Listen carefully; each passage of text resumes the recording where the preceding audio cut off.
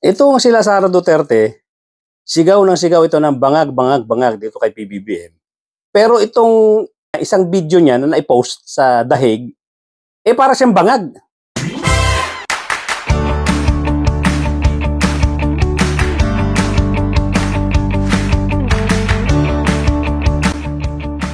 Doon po sa mga bago lang dito sa aking channel, kindly subscribe, kindly hit the notification bell, pati na rin yung like button, at paki-share na rin po para lumaki ang ating community.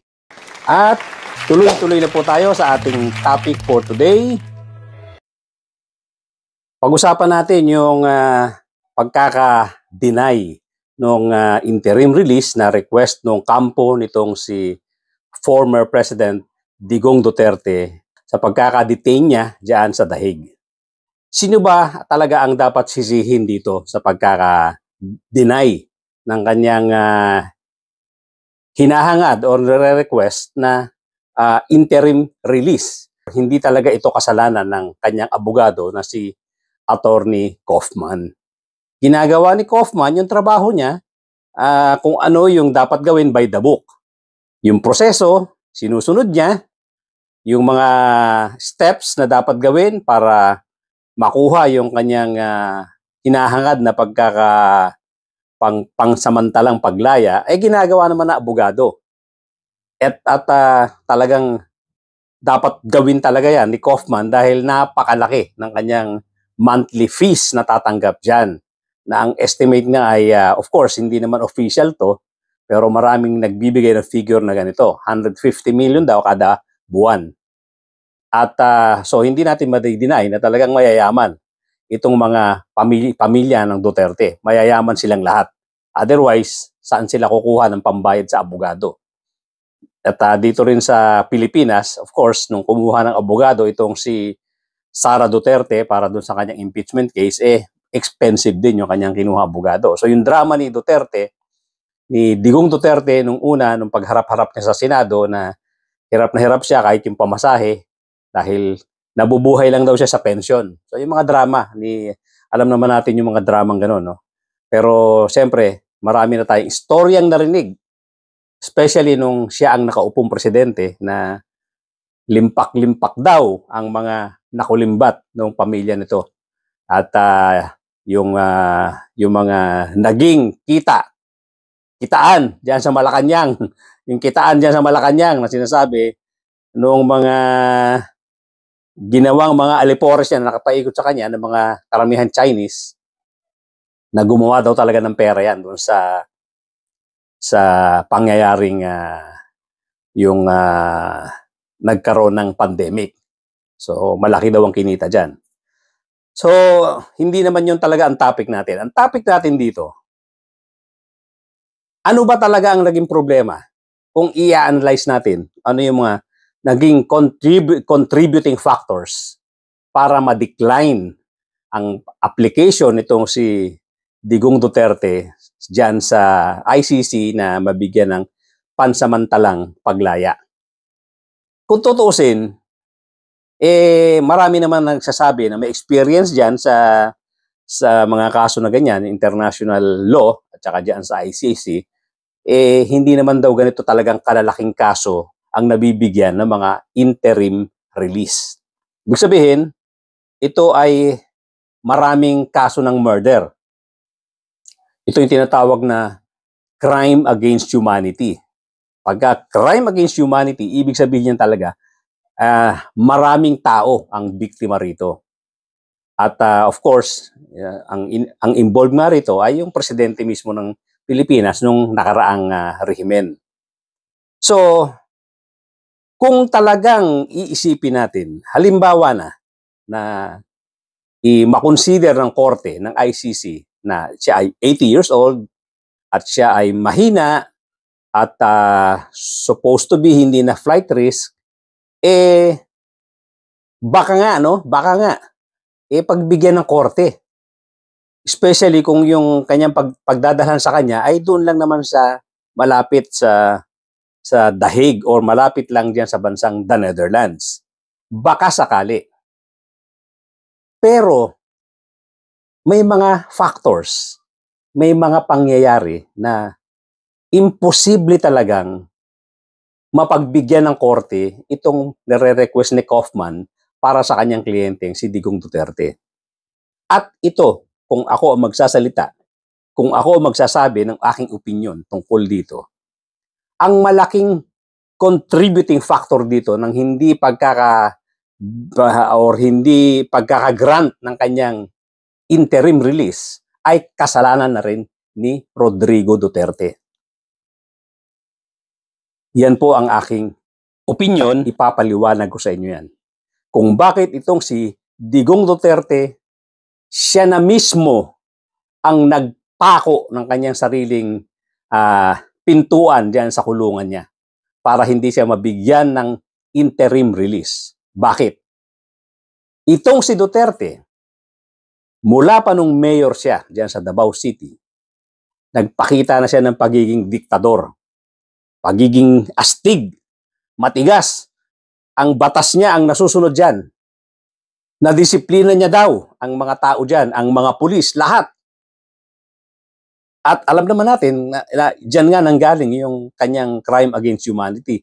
Parte yan ng crime against humanity cases niya, yung mga sinasabing mga pinapatay diyan sa Davao City nung siya ang mayor. So ngayon, saan nanggagaling yung sinasabi ko na siya rin na may kasalanan kung bakit itong kanyang request na interim release ay hindi na pagbigyan? Dahil nga sa pagiging astig nitong si Digong Duterte, namana ng mga anak niya yung pagiging arrogante niya. Masyado siyang entitled, masyadong sumaksak sa utak niya yung pagiging powerful niya, na siya ang nasusunod sa lahat. Pag hindi ka sumunod, tumba ka. Meron pa diyang istorya na hindi masaway dahil bawal manigarilyo diyan kung saan na tama naman dapat. Siya mismo ang nagkwento na yung foreigner na naninigarilyo dyan sa hotel, pinakain niya yung sigarilyo. Pinakain niya yung mga sigarilyong hawak-hawak. Dahil kung hindi daw niya kakainin yun, yung bala ang ipapakain sa kanya. Ganyan po ka-disciplinaryan itong si Digong Duterte nung siya ay mayor. Yan yung mga kwento at narinig din natin kay Digong Duterte yung ganyang kwento. Siya mismo ang nagkwento, pinagmalaki niya yung ganyang klaseng style ng pamamahala. Ang problema niya rito, dito nga sa pagkakakulong niya, since yung mga nakapaikot sa kanya, kasama na yung mga anak niya, nahirati sa ganyan. Na sila ang nasusunod hanggang yung tatay nila ay nandiyan dyan, lahat ng gusto nila nangyayari. Masyado silang naging entitled. Naging mga arrogante sila. Naging very powerful ang pakiramdam nila dahil nga walang makalaban sa kanila. Ang sinasabi nila dyan, yun ang nagiging batas. Yun na nga, di ba? Marami dyan talaga ng mga adik-adik daw na kung hindi ka aalis dyan sa Davao, mawawala ka na lang bigla dyan. So yun na nga ang kasama dyan sa kaso nung yung crime against humanity. Marami nga daw itinumba dyan na mga involved sa droga at kung ano-ano pa na mga kaso. Yung mga pagnanakaw, etc. Tumba dyan pagka ikaw ay nahuli. So ngayon, ito na nga ang naging problema niya.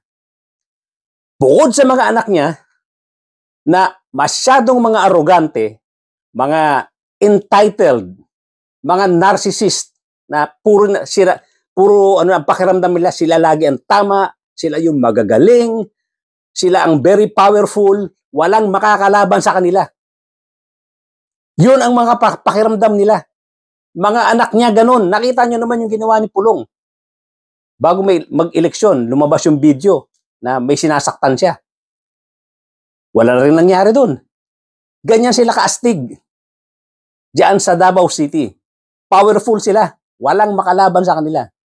Yan din nga ang naging problema niya ngayon kaya hindi siya napalaya. Itong mga anak niya, walang respeto sa ICC. Yung mga nakapaikot sa kanya, pati itong si Mijaldea, lahat sila. Yung mga lawyers niya na sila Harry Roque, lahat ng mga DDS na nakapaikot sa kanya, ng mga tagahanga niya, walang respeto sa ICC. Ang sinasabi nila, pinakidnap daw ng ICC itong si Digong Duterte. Pagkatapos magre-request ka sa korte ng ICC na bigyan ng temporary release itong si Duterte, pagkatapos nyo bastusin ng korte, pagkatapos nyo ipakita yung pagiging arrogante nyo, wala kayong respeto sa mga judges dyan, wala kayong respeto sa korte, unang upo pa lang ni Mijaldea dyan sa ICC, ano sinabi niya? First day ng pag-upo ni Duterte dyan sa ICC, pagharap sa ICC, ang nag-represent sa kanya si Mijaldea. Ano sinabi ni Mijaldea? Itong si Digong Duterte ay pinakidnap ng ICC hanggang sa madala dyan sa dahig. Korte yan, mga kapatid, mga kababayan. Uupo ka sa korte, harap-harapan mong babastusin ng korte, tapos aasa ka, nabibigyan ka ng interim release. Aasa ka. Wala pong respeto itong mga Dutertes na to sa korte at pati yung mga nakapaikot sa kanya. Ganyan tumanim sa utak nila yung pagiging arrogante, pagiging astig nila sa Davao City at nung naging presidente si Digong Duterte, lalo na. Kaya nga itong si Digong Duterte, ang malas mo lang, sumaksak din sa mga utak ng anak mo yan. Ano sabi ni Sara Duterte?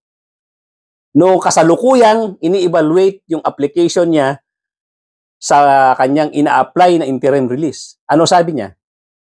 Paulit-ulit niyang sinasabi na pinakidnap itong tatay niya ng ICC. Si Pulong Duterte, ganun din. Itong mga kaibigan niya, itong sila Harry Roque, ganun din ang sinasabi. Pinakidnap itong si Digong Duterte. Ano sa tingin nyo ang mararamdaman ng mga judges yan sa ICC? May intimidate sa inyo? Matatakot sa mga salita nyo? Dahil sa sinasabi nyo yan, na pinapakita nyo na palaban kayo, mga astig kayo? Ganyan ba ang mga katapangan na ipinapakita nyo para takutin itong mga judges dyan sa ICC? Kung dito sa Pilipinas, nag-astig-astig kayo, pero wala naman kayong natakot dito. Noong panahon nyo lang na nasa pwesto ang tatay Digong ninyo. Oo. Pati mga mayor, mga senador, mga congressmen, hindi nakaporma sa inyo. Pero wala na kayo sa power na ganyan eh. Pero hanggang ngayon, dala-dala nyo pa. At ano pa ang sabi nitong si Sara Duterte? I-jailbreak na natin yan si President Duterte. Yung 16 million na mga bumoto sa kanya, pumunta tayo rito sa dahig. Oh, lalabas na yan si PRD. Ano na yan natin, jailbreak na yan natin lahat. Ilan bumoto kay PRD? 16 million. 16 million na yan, punta tayo doon sa ICC Detention Center. Oh. Para siyang bangag, para siyang high. I-jailbreak na natin itong si President Duterte.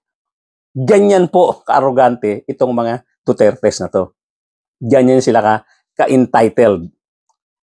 Hanggang ngayon, dala-dala nila, akala nila itong mga foreign courts na to, itong mga judges na to, kaya nilang i-intimidate, kaya nilang takutin dahil sila ay mga astig sa Pilipinas. Yan yung pinaparamdam ni Sara Duterte, na ako ay vice-presidente sa Pilipinas, ako ay astig sa Davao City, ako ay ibinoto ng 32 million Pilipinos, dapat ang request namin, ibigay nyo sa amin. Yan po ang mentalidad meron itong si Sara Duterte. Ganon na rin si Pulong Duterte. Ganyan po sila kaastig. Ang paniniwala nila, itong mga puti, itong mga judges sa dahig, hindi lang pala puti ang mga yan, itong mga judges na nanggaling sa iba't ibang bansa, kaya nilang takutin. Hindi ba nila naisip na dito sa Pilipinas, hindi lang talaga sila pinapatulan ng presidente? Nagkataon lang talaga itong si PBBM ay hindi ganong palaban. Kaya yung pagbabantang ginawa niya, pagmumura niya sa television, pagmumura niya sa social media, sa presidente, sa First Lady, pati sa Speaker of the House, walang nangyari hanggang ngayon. Although, baka may biglang magkaroon ng mga paggalaw ang kaso nito dahil dito sa bagong ombudsman na nakaupo na si Boying Rimulya. Ngayon palang gagalaw yan. Pero sa mahabang panahon kasi, ang daming pinagagawang milagro nitong si Sara Duterte na hindi na-aksyonan ng gobyerno. Sobrang hindi ko alam kung ano may tatawag dito sa gobyerno ni PBBM na hindi man lang itong si Sara Duterte ay nakanti ng mga time na nagwawala ito. Hopefully, itong pag-upo ni Secretary Boying Rimulya may maganap na dahil ipakita po natin, Mr. President, na no one is above the law. Huwag nating pabayaan ng ganito. Although hindi naman talaga akong tagahanga ng PBBM. Pero itong si Sara Duterte, sobra-sobra na po ang pinakita nitong krimen. Sobra-sobra po. Hindi po dapat tumanim sa isip ng mga Pilipino na mayroong tao na mas mataas pa sa batas. Kaya dapat may mangyayari dito sa pinagagawang kabastusan nitong si Sara Duterte. Yung gigilitan niya raw ng liig ang presidente, yung huhukayin niya daw yung matandang Marcos, itatapon sa West Philippine Sea, sa China Sea. Puro kabastusan po yan na walang nagawa ang gobyerno or walang ginawa na diyan sa mga krimen na pinagsasabi nitong si Sara Duterte. Wala. Hopefully, ngayon na nga at meron na mangyari.